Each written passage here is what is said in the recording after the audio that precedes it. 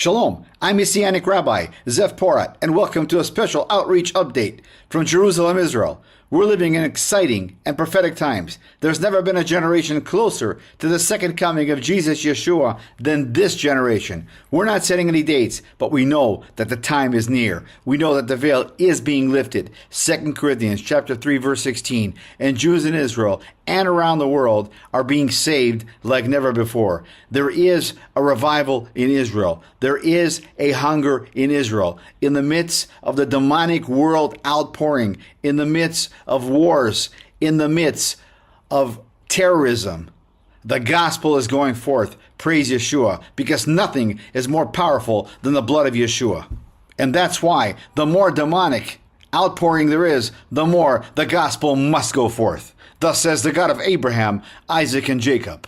We give him all the glory. We're small people with a big God. We're living right now in the prophetic time that Amos spoke about. Amos 8:11. Yamim Ba'im, the days are coming, declares the sovereign Lord, when I will send a famine through the land.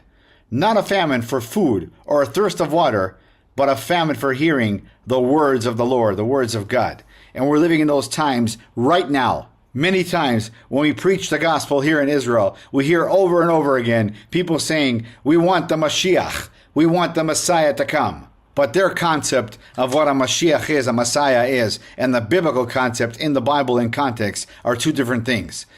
As the Bible says, they're blinded in part. Romans 11, verse 25.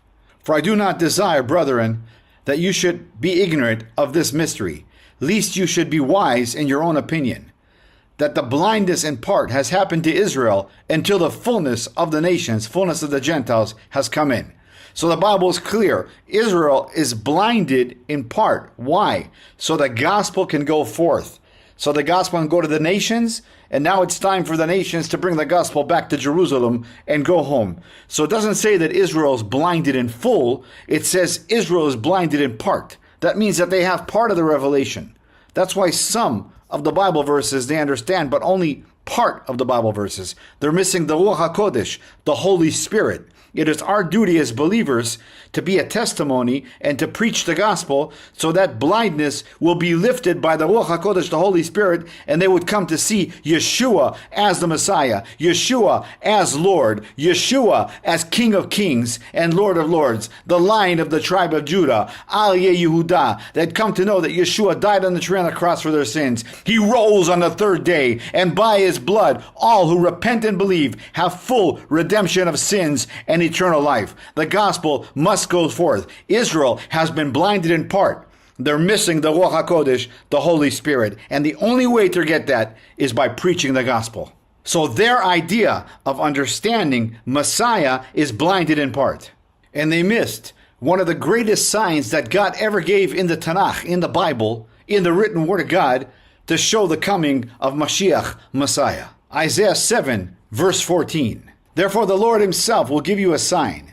The virgin will conceive and give birth to a son, and will call him Immanuel. Immanuel in Hebrew means Immanuel, God with us. In Hebrew, Lachen Adonai iten lachem ot, hine ha'alma hara ve'yoledet ben vakarat shmo Immanuel. By the guidance of the Ruach HaKodesh, the Holy Spirit, the Messiah of Israel Ministries team went down to Jerusalem to preach this truth. As the team were praying, I began approaching many, preaching Isaiah 7:14 about the Mashiach, the Messiah. Thousands were at the Kotel area, the Western Wall, this day. An Orthodox Jew noticed me sharing the Bible with many and approached me and asked me, "What are you doing here?" I said, "I'm here to share God's truth, God's hope." "Why are you here?" He said, "I'm here to pray for Mashiach, for Messiah. We want the Messiah to come, the Mashiach to come. Enough with the killing. Enough with disaster.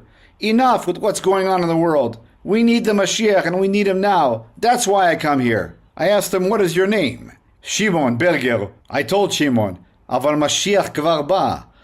The Messiah has already come and he's coming again. He said, "Ma, what? What do you mean the Messiah has already come? Why is there disaster everywhere?" I then asked Shimon, "How many years have you been studying the Tanakh, the Bible?" 23 shana, 23 years, Shimon said.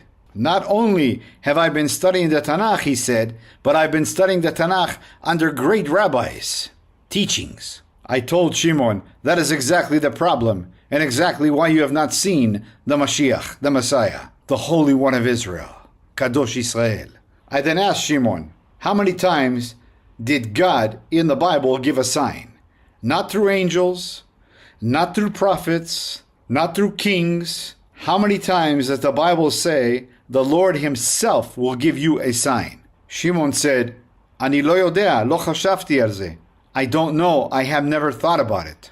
I told Shimon, you've been studying for 23 years and you don't know how many times the Lord gives a sign in the Bible? He said no. I said, Pam echad, one time in the Bible, one time in the Tanakh. Yes, he gave many signs through prophets. Yes, he gave many signs through kings. Yes, he gave many signs in dreams. But only one time in the Tanakh does the Bible say the Lord himself will give you a sign. Now Shimon was getting curious. He wanted to know more. Praise Yeshua. Right there in the midst of the Kotel area where thousands of people are, the prayers of the believers begin to work. I turned the Bible to Yeshayahu, Isaiah chapter 7, verse 14, and read together with Shimon Berger. Therefore the Lord himself will give you a sign. The virgin will conceive and give birth to a son, and will call him Emmanuel. As you can see right here, the Lord himself will give you a sign. The only place in the Tanakh where God himself gives a sign. Not through prophets, not through dreams, not through kings, but the Lord himself will give you a sign. Hine alma lachen, Adonai iten lachem ot. Hine alma hara, veyoledet ben, vakarat shmo, Emmanuel. I then asked Shimon, Maze alma, what's an alma in the Bible, in the Tanakh? He said alma could mean young lady or virgin. I then asked Shimon, if it's a young lady, where's the sign? If it's a virgin, it's a sign, depending on the context. He began to mumble and say yes, but it's impossible for a virgin to conceive. I told Shimon, you're absolutely right. It is 100% impossible. It is supernatural, and that's the sign from God. Therefore, the Lord himself will give you a sign. Is it possible to part the Red Sea? No, it's not possible. It's supernatural. Is it possible to rain fire and brimstone down from heaven and destroy cities? No, it's not possible. It's supernatural. Don't look for possible, look for supernatural. Therefore, the Lord himself will give you a sign. So the sign here, according to the word of God, is a virgin will conceive and will call his name Emmanuel. And what does Emmanuel mean? Maze omer Emmanuel. It means God is with us. So he's telling you that the virgin will conceive a son, will call his name Emmanuel. It'll be a sign, and that baby will be God. Shimon now said, Zelo Yehudi, Zelo Nishma Yehudi. It doesn't sound Jewish. I then asked Shimon, you said it's not possible, and I showed you it's supernatural. Now you're saying it's not Jewish. Did we not read from a Jewish Tanakh? He said yes. Is this sign not from the Jewish God? He said yes. Then you've answered yourself. There's no more Jewish message than this. Hine lachen Adonai iten lachem ot. Hine ha'alma hara veyoledet ben vakarat shmo Emmanuel. Therefore the Lord himself will give you a sign. The virgin will conceive and give birth to a son and will call him Emmanuel. The greatest gift, the greatest sign given by God to mankind. Now Shimon asked, but who is this Messiah, this Mashiach that already came and he's coming back again? It was time for the full gospel. His name is Yeshua, Jesus, who died on the tree on the cross for your sins. He rose on the third day, and by his blood all who repent and believe have full redemption of sins and eternal life. And he was conceived and born to a virgin, God walking with us in the flesh. Then he died on the tree on the cross for our sins. He rose on the third day, and now he's coming back as the Lion of the tribe of Judah, the King of kings and Lord of lords. And to answer your question, why are they still wars? Why is it still disaster? Because God is in a time of grace. He's giving people grace to turn to him, to call on him as Lord and Savior. Not only the people of Israel, but all nations. All who believe and trust in him shall be saved. Shimon was now trembling. The Ruach HaKodesh, the Holy Spirit, was working. I began to open many Bible verses to him. Isaiah 53, Psalms 22, Micah 5:2, and many Bible passages, and read together with Shimon. Shimon then said, "This is a lot for me to grasp. I've seen the Bible verses. How can it be? For 23 years I've been studying the Tanakh. I've been studying under rabbis, and I didn't see this." I said, "Because the enemy doesn't want you to see it. The enemy doesn't want you to know that Yeshua is the Messiah. Yeshua is God. He doesn't want you to see this amazing miracle, this amazing sign that God gave." I gave Shimon my contact information, and he agreed to meet, at least by phone and by internet, and maybe in person. We pray that Shimon and all those that heard the gospel will have visitations, have dreams, and come to know that Yeshua is the Messiah. Yeshua is God, and only through him can we have eternal life. Only through him can we have eternal peace. Continue to stand with us in prayer as we continue to preach the gospel here in Israel. And for Zion's sake, we will not keep silent. Isaiah 62 verse 1. For Zion's sake, I will not keep silent. For Jerusalem's sake, I will not remain quiet, till her vindication shines out like the dawn, her salvation like a blazing torch. And we know that the word for salvation in Hebrew is the word Yeshua, Jesus, her Yeshua like a blazing torch. And he's coming back with fire in his eyes, that blazing torch, as the Lion of the tribe of Judah, Al Yehuda, to take back everything that the enemy has stolen. And until that time, we will continue to preach the gospel no matter what. Until next time, I'm Messianic Rabbi Zev Porat, sending you blessings from Israel in the mighty name of the King of Kings and Lord of Lords, Al Yehuda, the Lion of the tribe of Judah, the great I am, Jesus Yeshua. Amen. Every knee shall bow, and every tongue will confess that Yeshua, Jesus, is God. Hallelujah. Amen. Therefore the Lord himself will give you a sign. Lachen Adonai iten lachem ot.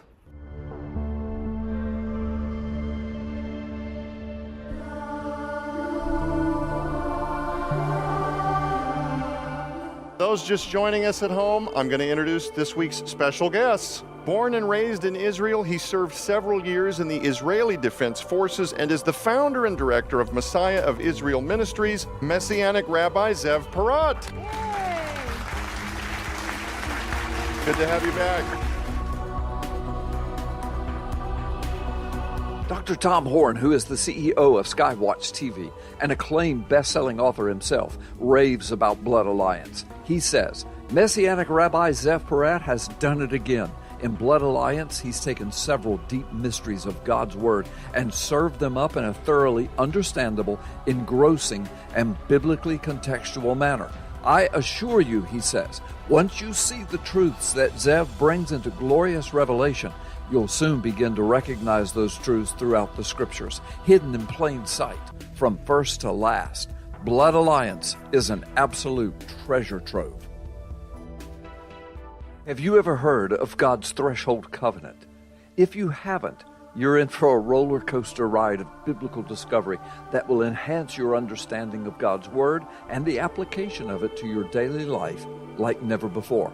Messianic Rabbi Zev Porat will be taking you on a much deeper dive than you've probably ever previously experienced. In Blood Alliance, you'll come to understand the true nature of spiritual warfare like never before.